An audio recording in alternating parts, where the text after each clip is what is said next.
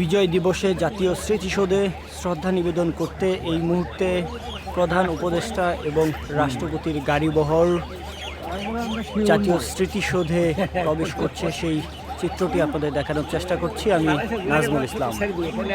প্রিয় দর্শক, আপনাদের জানিয়ে রাখি, আজ 16 ডিসেম্বর মহান বিজয় দিবস।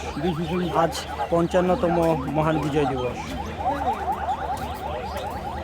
পরাধীনতার নগরী পার হয়ে মুক্ত হয়েছিল বাংলা। আজ সেই দিন, এবং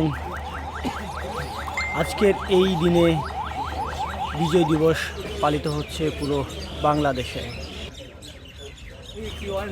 দীর্ঘ 9 মাসের রক্তক্ষয়ী মুক্তিযুদ্ধ শেষে 1971 সালের এই দিনেই বাঙালি জাতি স্বাধীনতা সংগ্রামে চূড়ান্ত বিজয় অর্জন করেছিল।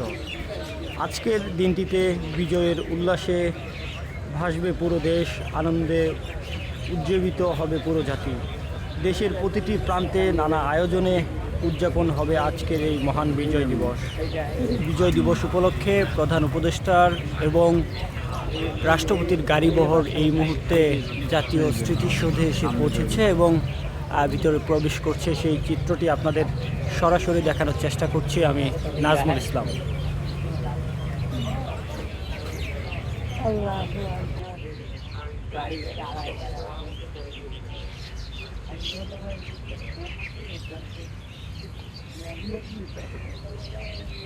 এটা হয়ে যাবে।